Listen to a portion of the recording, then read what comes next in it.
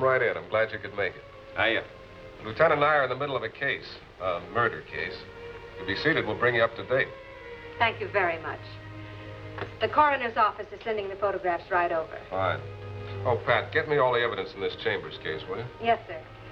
I'll be right back. I'm sure you've read something about this Paul Chambers affair in your morning papers.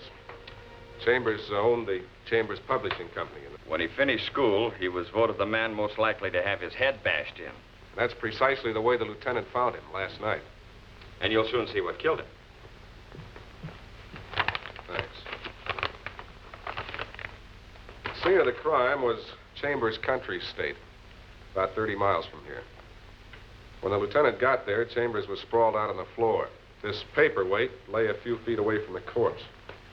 Pretty much stained with blood, but the killer wasn't quite so obliging when it came to fingerprints. There were none. Just when I was figuring on a nice, quiet evening alone. I'm sorry we're late, Evans. Patricia wouldn't let me drive fast on these icy roads. Body's on the way at the morgue, Chief. Fingerprint boys just got out. Is that the murder weapon? Can be a very handy little gadget at times. I suppose you know what this means. The murder was probably unpremeditated. How do you figure that out?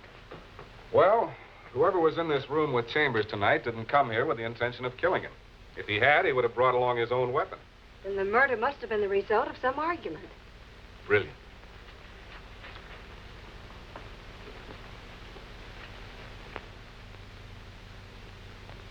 I suppose you checked on whom these initials might stand for. Well, J.O.K. could very well stand for the author's name on this manuscript. Dawn Before Thunder by Jerome O. Kendrick. I had a man pick him up. They ought to be here any minute. Good. Now, who was it that phoned the police this evening? Chambers did himself. Chambers? Mm-hmm. He phoned headquarters at 8:42 tonight. Right after he identified himself, he hung up. Or else he was forced to hang up. Well, in any event, headquarters traced the call to this number. They phoned right back. Nobody answered. Maybe Chambers changed his mind. Maybe it was changed for him. Well, they sent a police car right over. And Chambers was dead when the car got here? He couldn't have been in less of a position to talk.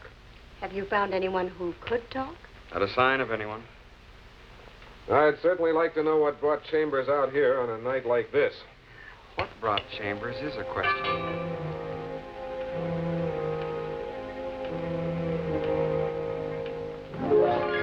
Look who's here. All right, dearie, you don't have to be so physical. What's going on? Look what I found, Lieutenant. Our first suspect. I know this looks very suspicious, Lieutenant. Granted. Come on.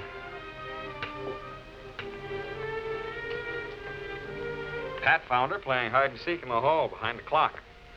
Believe me, I have a very logical explanation. Oh, I'm sure you have, Miss... Aldrich. Eve Aldrich. sit down if you want to. Maybe we'd better start by your telling us what you were doing here, Miss Aldrich.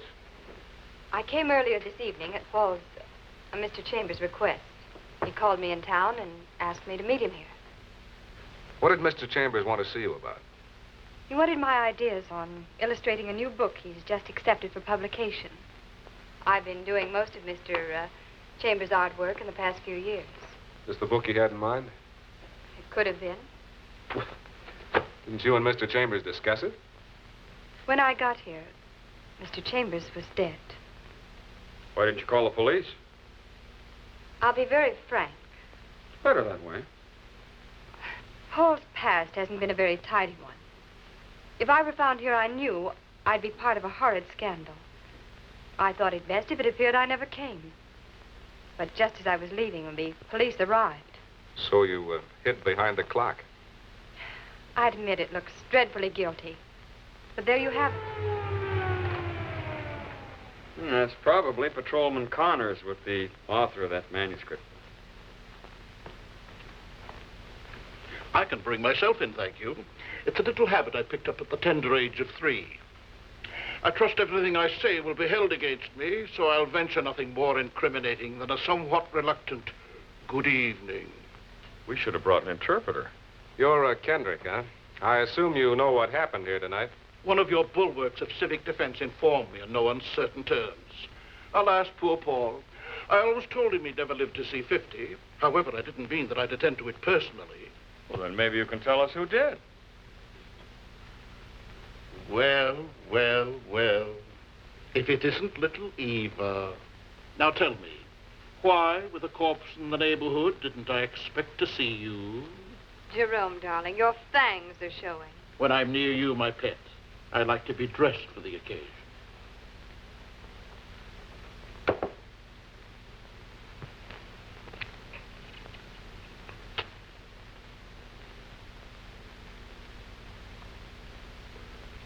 What a clever way you have of letting me know that you picked up my matches at the scene of the crime. Do you deny being here tonight? This may sound depressingly trite, but I've been in my apartment all evening. I'd ask you to check with my houseboy, but I don't have a houseboy. Then how do you account for your matches being on Chambers' desk? The first thing that pops into mind is rather good, so I'll tell you that. Paul and I had lunch together yesterday afternoon. In all probability, he picked up my matches from the table. But Yes? What were you going to say, Miss Aldrich? Paul never smoked. Why would he pick up anybody's matches? Bravo, darling. I'll do the same for you someday. And since this seems to be open season for cutting throats, perhaps you'll tell me what these men have got on you. Absolutely nothing. You're here for some reason. Paul asked me to come. Why should Paul ask you to come here? This is far too romantic a setting for you and Paul. The day of lovely settings with you and Paul ended 6 months ago. That's what I like to see. Friendship. Thank you. Don't listen to him, Mr. Allen. He's just trying to incriminate me. Don't forget, he hasn't explained about those matches yet. I'm not forgetting, Miss Aldrich.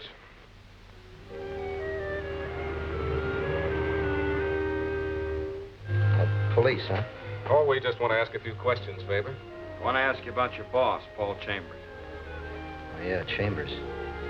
I guess he's pretty sore, all right, about the new car getting all cracked up. But it wasn't my fault. The car skidded. That can happen to any chauffeur, even the best of them. Chambers won't find out about the car or anything else. What do you mean? You'll find out, all right. Chambers was killed tonight. Killed. But I don't get it. Or don't I? You know, I kind of thought something was fishy. Him wanting me to take him way up there on a night like this. What time did you reach the estate tonight? Somewhere around 8, I think. What made you leave? Oh, I guess Chambers didn't want me around. He told me to go into town and take in a movie. You, recognize this? Yeah, sure. It's mine. Smashed when your car cracked up. Look at the time. 5 after 9. So what? Chambers phoned the police about 8:42. We have reason to believe that the murderer was with him then. Still don't know what you're getting at. If, as you say, you left before the murderer arrived, that means you must have been gone before 8:42. Okay, I'll buy that. So maybe I left at 8:32. Still, so what? Then it must have taken you from, say, 8:30 to 5 minutes after 9 to get from the estate to where your car smashed up. That's over half an hour to do 2 miles driving. Oh, I took it slow. How slow can you get? Was your relationship with Chambers a friendly one? Sure. Well, we weren't exactly buddies, no, but yeah, we got along swell. Fine. Well, we'll keep in touch with you. Don't run away. I'll be around. You know, sometimes the best way to ascertain a relationship between a murder victim and a suspect is to examine the dead man's effects. That's right. Last night, when we looked through Chambers' apartment, we found plenty. A flock of IOUs, all signed by Faber. Faber had been borrowing money from his boss. If you ask me, Chief, it's an open and shut proposition. Chambers pressured Faber for the dough. Faber killed him. Well, aren't you forgetting, Lieutenant, that we also found this in Chambers' apartment? PC. Be at your summer estate Friday night, February 12th, 8:30 p.m. If you want your past to remain a secret, don't notify the police. Come alone, I'm serious. If you'll recall, when you dropped in a while ago, the lieutenant and I were examining some newspaper clippings. We found out plenty about Chambers' past. 11 years ago, he served a 4-year stretch for embezzlement. Then after he's released, he changed his name to Chambers and started life all over again. Prison record is something a prominent publisher might want to forget. Well, I think that brings us all up to date on the case. Excuse me, Mr. Allen. Here are the photographs the coroner called you about. Good. These may hold the key to the entire solution. And Charlie Faber has arrived. Oh? It's a little early, isn't he? Have him wait. And use him to separate Jerome and little Eva when they get here. Yes, sir. Yes. This supplies all the evidence I hoped it would. This is a photograph of Chambers' right wrist. Notice the fingerprints left by the grip of somebody's hand, particularly the thumbprint. Now, with Lieutenant Evans' cooperation, I'd like to show you how I think that print got there. Would you sit behind the desk? I'm a guinea pig. Now, I'm the blackmailer. Evans, you're Chambers. Oh, fine. I'm a dead guinea pig, no less. I've just finished threatening you. You don't like it. You call the police. Okay. Well, go on, pick up the phone. Yes, sir? We're just acting, Miss Kelly. Naturally, my first impulse is to stop you. So I grab your wrist, like this. Notice that my thumb is on the outside of Evans' wrist. But if you recall the photograph, the thumbprint was on the inside of Chambers' wrist. Then whoever stopped Chambers from finishing that telephone call must have been left-handed. It certainly looks that way. All we have to do is to figure out which one of our suspects uses his left hand. I know already that one of them does. Hmm? I found it out from these matches. Look at them. Huh? A right-handed person invariably pulls off a match from the right side of the pack, like this. Likewise, a left-handed person pulls them off from the left side. You'll notice that all the matches that have been removed were removed from the left side of this pack. Then Kendrick must be the guilty one. Perhaps. But he's the only one of our suspects that doesn't have a motive. That's what I'm going to find out right now. Pat, have all of them arrived? Yes, Mr. Allen, all three. Good, send them in. I think I'll have something for you in a little while. Here they are, Mr. Allen. Miss Aldrich, you sit there. Faber next to Miss Aldrich. Goes without saying where I sit. Now, I've called you all in because I think you're interested in learning who killed Paul Chambers.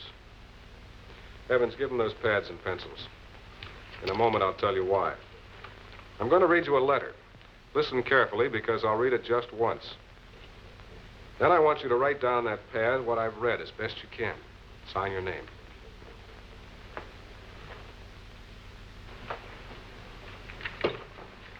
PC. Be at your summer estate, Friday night, February 12th. If you want your past to remain a secret, don't notify the police. Come alone.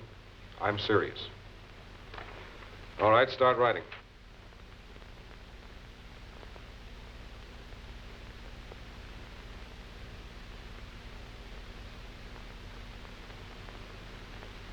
Hey, even Kendrick is using his right hand. I bet he's onto us.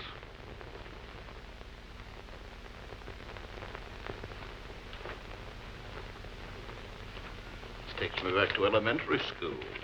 Sometimes, Mr. Kendrick, the solution to a complicated murder case is an elementary one. Now, I know you're all wondering why I asked you to write those messages. I had thought that one of you would use either his or her left hand. Apparently, I was mistaken. Oh, Kendrick. Thank you. And now that you've succeeded in making me tip my hand, as it were, just what have you proven? That it was you who stopped Chambers from completing his phone call to the police last night. That's ridiculous. I have a photograph of your prints on Chambers' wrist.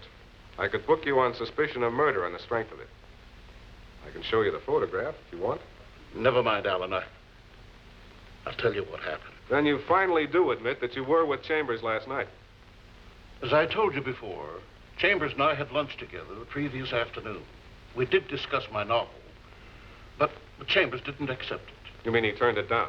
I was altogether appalled. I'd spent over a year working on it, and only because Chambers had promised to buy it. Well, go on. Last night, I telephoned his house, and one of the servants told me that he had gone to his estate. So you saw your chance to get to him there. Precisely. I handed him the script again, and I insisted that he reconsider. I told him that if he didn't publish my book, I'd take measures to bring his past to light. And what was his reaction to that? He called me an anonymous blackmailer. Then he started to call the police.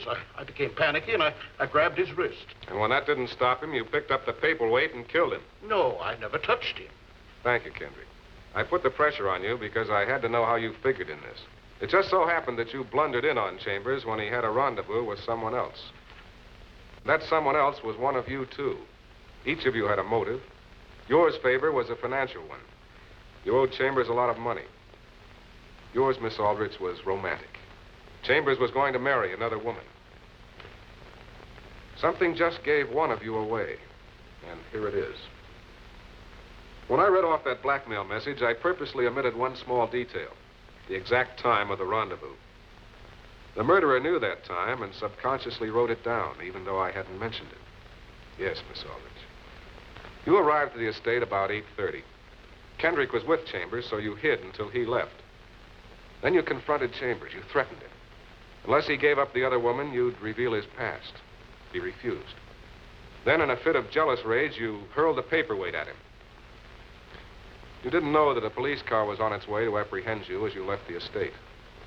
You didn't know when you filled in the missing hour that you were signing your own confession. All right, Evans, take her away. It was nice of you to drop in.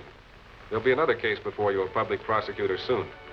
We'll expect to see you then.